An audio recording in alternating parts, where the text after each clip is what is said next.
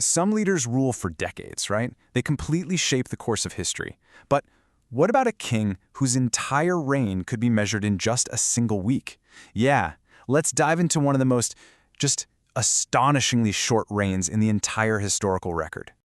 That's it, just 7 days. Can you believe it? From the absolute pinnacle of power to, poof, total ruin, all in the blink of an eye. This is the story of Zimri, the king who literally lasted a week. So the big question is, how is that even possible? I mean, was it just a simple mistake, a betrayal, a massive invasion? Well, the answer is kind of all of the above in a way. It's this incredibly dramatic lesson in power, ambition, and one single fatal miscalculation. All right, to really get a handle on Zimri's 7-day flameout, we first need to understand the tinderbox he was living in. See, this story doesn't just happen in a vacuum. Nope, it's all going down in the northern kingdom of Israel, a nation already teetering on the absolute brink of chaos around the year 885 BC. So take a look at this. What's really fascinating here is the pattern that starts to emerge. In less than 50 years, Israel is already on its third royal dynasty. Power wasn't being passed down peacefully, from father to son. No, it was being taken by force. Assassination had basically become the normal way of moving up the political ladder. We're talking about a kingdom just defined by deep, violent instability.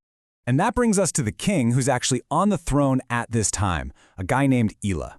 The historical record, well, it paints a pretty clear picture of him. While his kingdom is incredibly fragile, what's Elah doing? He's found drinking himself drunk. And look, this isn't just some personal failing. It's a sign of profound royal negligence and corruption, right at the very top. And that kind of negligence, man, it could not have come at a worse time, because Israel was surrounded by very real military threats. You've got the Arameans up north, the Philistines on the coast. Let's just say this was a dangerous neighborhood. So while the kingdom desperately needed a vigilant leader, its king was, well, completely incapacitated. So into this massive power vacuum steps our guy, Zimri. And listen, he is no minor official. His title, Captain of Half the Chariots, tells you everything you need to know. This guy was a super high-ranking military commander. I mean, chariots were the elite, high-tech fighting force of the day. Think of them like tanks. So this means Zimri was powerful, he was ambitious, and he was perfectly positioned to see the weakness right at the heart of the kingdom. Okay, so you've got a weak king and a powerful, ambitious commander.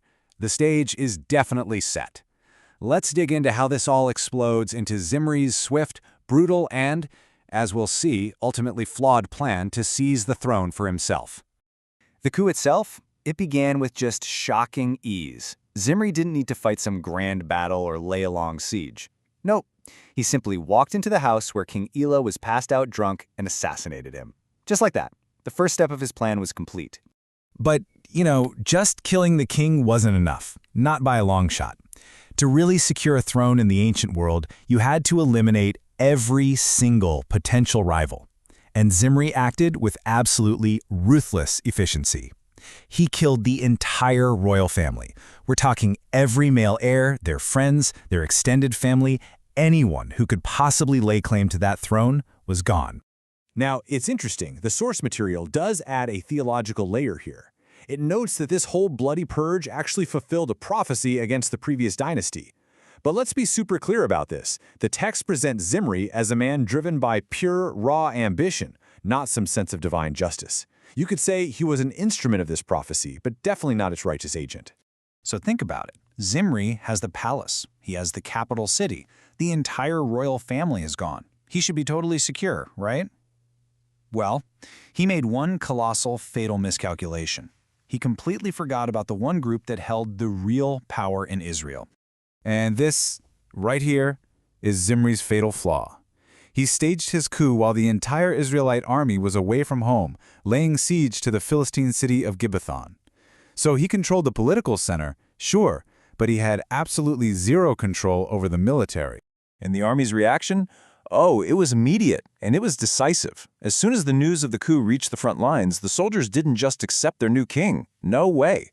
Instead, they took matters into their own hands. Right there, in the middle of the camp, they proclaimed their own commander, a general named Omri, as the true king of Israel. This wasn't just a rejection, folks. This was a full-blown military counter-coup.